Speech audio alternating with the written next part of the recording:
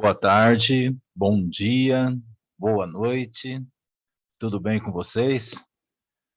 Estamos dando continuidade ao estudo do Evangelho segundo o Espiritismo, hoje no encontro número 42. Estamos no capítulo 7, Bem-aventurados os pobres de espírito, parte 5. Vamos então? Vamos começar. Orgulhosos. Que ereis antes de serdes nobres e poderosos? Talvez estivesseis abaixo do último dos vossos criados. Curvai, portanto, as vossas frontes altaneiras, que Deus pode fazer se abaixem justo no momento em que mais as elevardes. Na balança divina são iguais todos os homens. Só as virtudes os distinguem aos olhos de Deus. São da mesma essência todos os espíritos, e formados de igual massa todos os corpos. Em nada os modificam os vossos títulos e os vossos nomes. Eles permanecerão no túmulo, e de modo nenhum contribuirão para que gozeis da ventura dos eleitos. Estes, na caridade e na humildade, é que têm seus títulos de nobreza.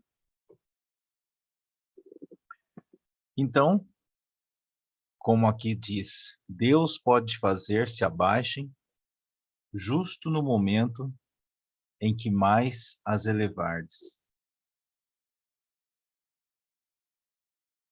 Justamente para mostrar que não é pelo orgulho que se cresce, não é verdade? E sim através da humildade e do amor. Em outro ponto aqui fala, a caridade, estes na caridade e na humildade é que têm seus títulos de nobreza. Exatamente, esses são os verdadeiros, é a postura realmente que nos fazem felizes, né? Que nos fazem crescer na escala evolutiva. Vamos em frente. Pobre criatura, és mãe, teus filhos sofrem, sentem frio, têm fome, e tu vais, curvada ao peso da tua cruz, humilhar-te para lhes conseguires um pedaço de pão. Ó, inclino-me diante de ti. Quão nobremente santa és e quão grande aos meus olhos. Espera e ora. A felicidade ainda não é deste mundo. Aos pobres oprimidos que nele confiam, concede Deus o reino dos céus. E tu, donzela, pobre criança lançada ao trabalho, às privações, por que esses tristes pensamentos? Por que choras? Dirige a Deus piedoso e sereno o teu olhar. Ele dá alimento aos passarinhos. Tem-lhe confiança. Ele não te abandonará. Então aqui, toda essa parte que a gente está lendo é uma mensagem dos espíritos, na verdade, de um espírito Lacordaire, né? E essa linguagem, né, poética, é o espírito que está passando aqui, não é Kardec. E aqui nesse texto, ele continua, né, o discurso do que vale realmente, né? Ele cita como exemplo uma mãe que os filhos têm fome e ela vai arrumar um jeito, né, de buscar a comida. Ele coloca aqui, humilhar-te para eles conseguires, para lhes conseguires um pedaço de pão. Então esse humilhar-te aqui dele não significa pedir no semáforo. O que ele quer dizer aqui é você aceitar um trabalho que socialmente é visto como inferior. É um trabalho que geralmente ninguém gostaria de fazer, ninguém gostaria de pegar. Então a mensagem é a seguinte: execute um trabalho que eventualmente te envergonhe, claro, dentro da sua necessidade, né? Mas se você está executando esse trabalho com amor, seja para si mesmo, seja para seus filhos, seja para quem quer que seja, então essa postura de humildade está contando de forma positiva para o seu espírito. Então, aqui, ele não está pedindo que você se humilhe, não, mas que seja humilde, né? Não querendo ser melhor do que ninguém, mas também não se sentindo pior do que ninguém, mas aceitando sim aquela oportunidade com humildade acima de tudo, né? Vamos em frente. O ruído das festas, dos prazeres do mundo, faz bater-te o coração. Também desejaras adornar de flores os teus cabelos e misturar-te com os venturosos da terra. Dizes de ti para contigo que, como essas mulheres que vês passar, despreocupadas e risonhas, também poderias ser rica. Ó, cala-te, criança. Se soubesses quantas lágrimas e dores inomináveis se ocultam sob esses vestidos recamados, quantos soluços são abafados pelos sons dessa orquestra rumorosa, preferirias o teu humilde retiro e a tua pobreza. Então, aqui, quando ele coloca quantas lágrimas e dores inomináveis se ocultam sob esses vestidos bordados, sob esses vestidos recamados, que é o termo que ele utiliza. Ele cita aqui, ele faz um comparativo, né, citando as pessoas que têm recursos. Ele diz, tem muitas pessoas que têm inveja, gostariam de ser como os ricos, gostariam de ter a vida de outras pessoas. E vem justamente o Evangelho falando assim, não, não pensa assim. Não importa o momento que estejamos vivendo, não existe felicidade plena na Terra. Todos nós sabemos que a vida é um mundo de expiações e provas. Então, a felicidade, né, como ele cita aqui essas mulheres despreocupadas e risonhas, a felicidade é uma felicidade relativa, porque são momentos que a pessoa passa. Ninguém é feliz o tempo inteiro. Todos nós passamos por provas, por dificuldades. Então você não imagina, você não pense que aquela pessoa que tem recursos também não tem a sua dificuldade. Pois se fosse assim, não haveriam pessoas ricas que se suicidam, que entram em processos depressivos, né? Isso não aconteceria.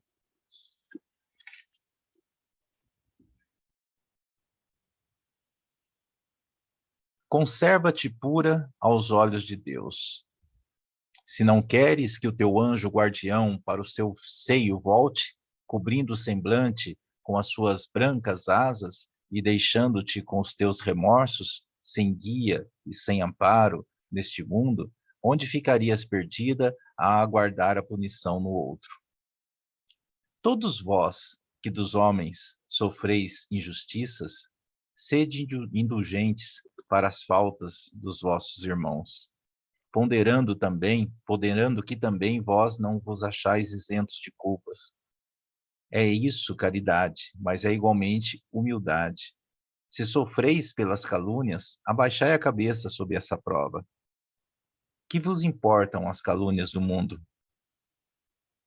Se é puro o vosso proceder, não pode Deus vô-las compensar? Então, como aqui coloca, sede indulgentes para as faltas dos vossos irmãos. Todos nós temos que trabalhar a nossa postura, o nosso pensamento, as nossas palavras, para deixar de censurar o outro.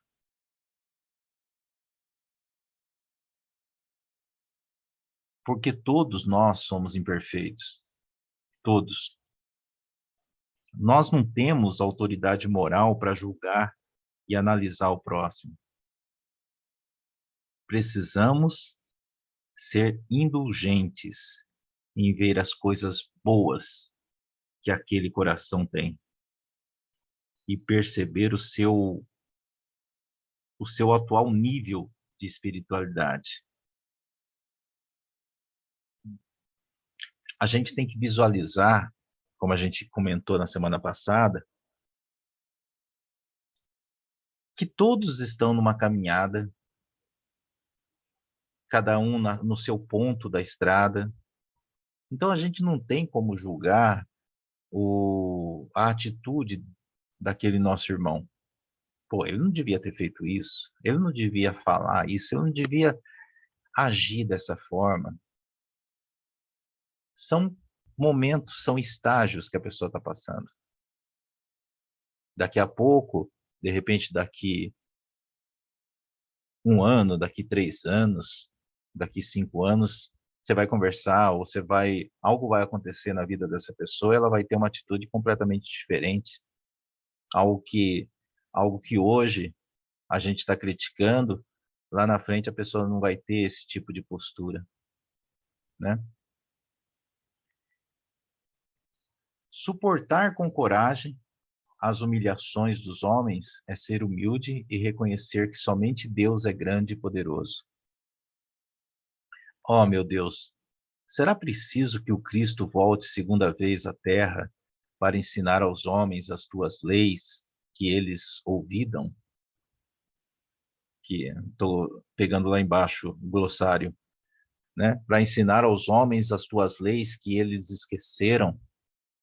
Terá que de novo expulsar do templo os vendedores que conspurcam, né? Que desonram a tua casa, casa que é unicamente de oração?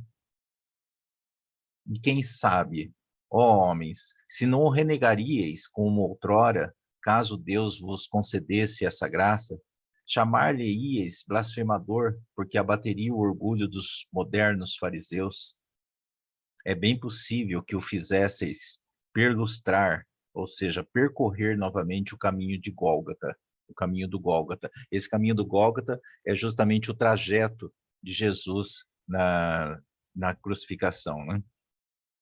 Então, o que ele está colocando aqui é que será que Jesus terá que voltar, né, para que os homens aprendam de fato as suas leis que eles esqueceram? Agora, por exemplo, se ele voltando, não crucificariam ele de novo, ou chamando de blasfemador, né? Quando Moisés subiu ao Monte Sinai para receber os mandamentos de Deus, o povo de Israel, entregue a si mesmo, abandonou o Deus verdadeiro. Homens e mulheres deram o ouro e as joias que possuíam para que se construísse um ídolo que entraram a adorar.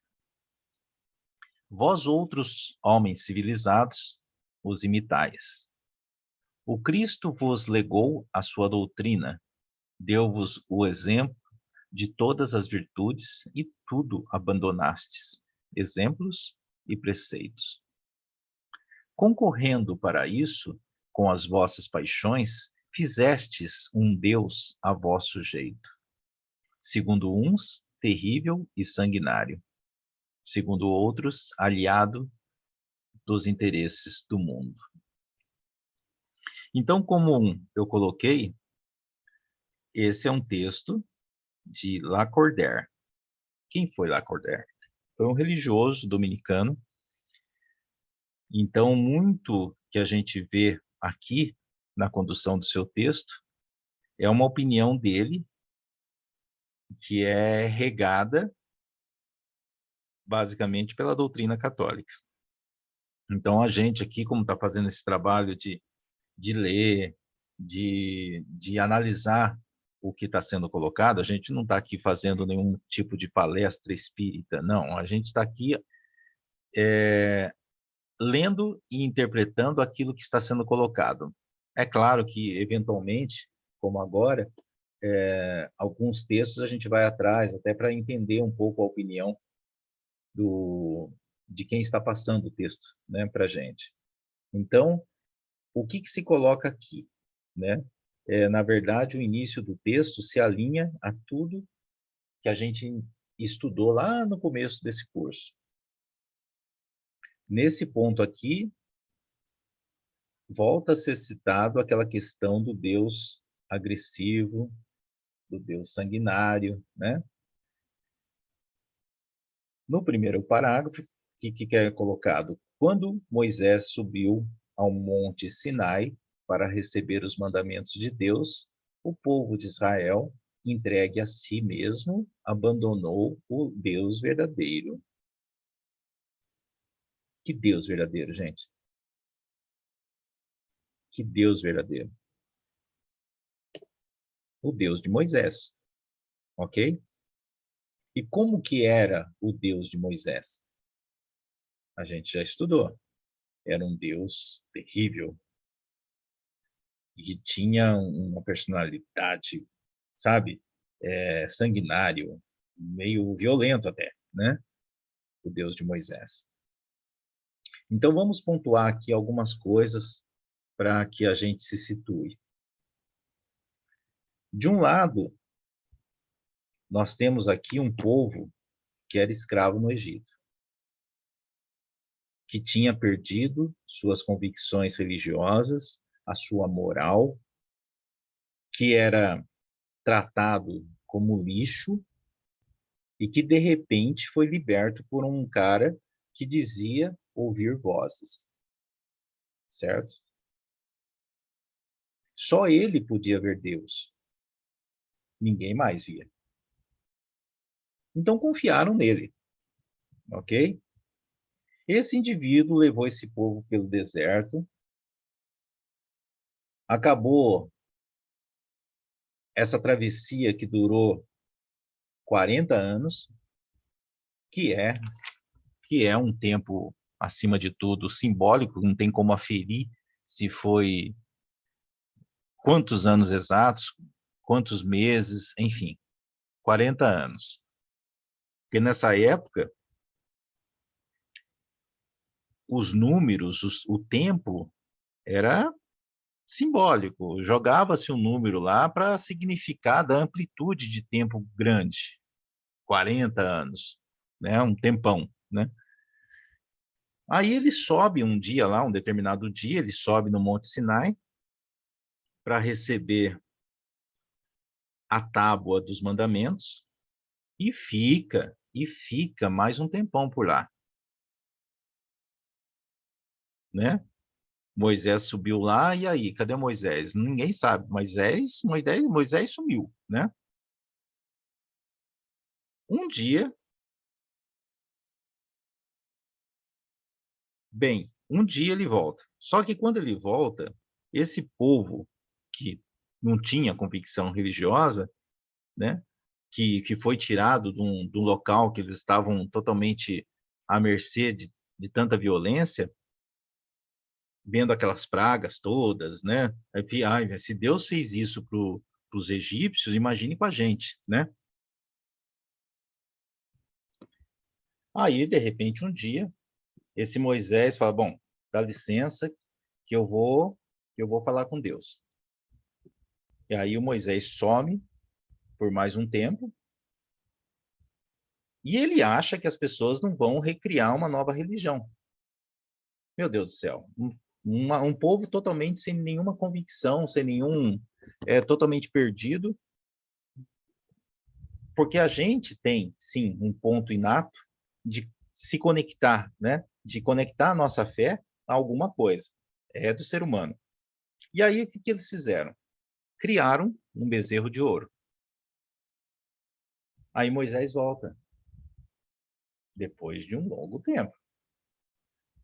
Quando ele vê aquilo, nossa, dá um chilique nele, quebra as tábuas no chão, né? Deixa o povo de castigo, colocando todo o que eles podem, tudo que eles podem sofrer com esse Deus, né? Porque o Deus dele é sanguinário, ele vai punir esse povo que criaram esse bezerro de ouro, né? Para adoração. Ou seja, o Deus verdadeiro aqui colocado no texto é o Deus de Moisés. O Deus que fabricastes é ainda o bezerro de ouro que cada um adapta aos seus gostos e às suas ideias. Despertai, meus irmãos, meus amigos, que a voz dos espíritos ecoe nos vossos corações.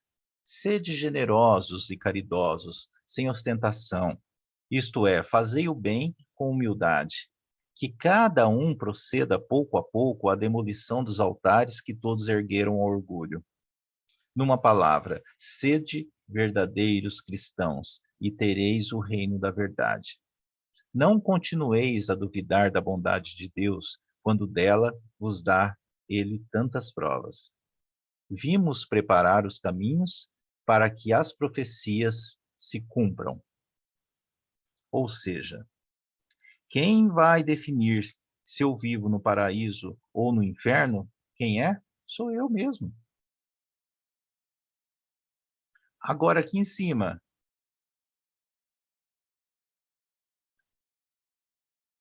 se a gente fala aqui, é,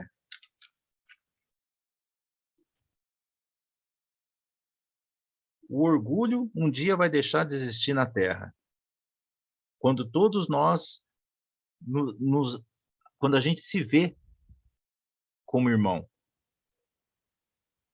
É claro que isso vai demorar bastante, vai demorar bastante. Só que isso vai acontecer o dia que a gente deixar de ver o outro como alguém que está competindo com a gente, alguém que é melhor com a gente, alguém que a gente se vê na injustiça dele estar numa posição que a gente não está, né? É uma postura que a gente tem que mudar. Quando o Senhor vos der uma manifestação mais retumbante da sua clemência, que o enviado celeste já fosse encontre formando uma grande família, que os vossos corações mansos e humildes sejam dignos de ouvir a palavra divina que ele vem nos trazer. Que ao eleito somente se deparem em seu caminho as palmas que aí tenhais deposto, volvendo ao bem, à caridade, à fraternidade. Então o vosso mundo se tornará um paraíso terrestre. Né? É o que eu disse aqui. Quando ele fala de manifestação mais retumbante da sua clemência, o que que é isso? O que que é a manifestação mais retumbante da sua clemência? Depende do teu nível de espiritualidade que você se encontre. A manifestação retumbante da clemência de Deus, dependendo do teu nível, pode ser a cura de uma gripe, né? Para outra pessoa, pode ser a cura de uma paralisia física. Como cada um vai definir qual a dimensão do evento é algo puramente individual, né? Não existe uma situação que vai acontecer de forma igualitária para todo mundo. Se você for capaz de entender esse movimento, entender este Deus como amor de fato, como clemência, se isso fizer sentido para você, então você tende a ter caminhos maiores dentro da caridade, dentro da humildade, e como consequência, começar a sentir-se num paraíso, mesmo que você seja pobre, mesmo que você seja rico, mesmo que você se encontre em qualquer tipo de situação, entende? No entanto, Se permanecerdes insensíveis à voz dos Espíritos enviados para depurar e renovar a vossa sociedade civilizada, rica de ciências, mas tão pobre de bons sentimentos, então nos restará senão chorar e gemer pela vossa sorte. Mas não, assim não será.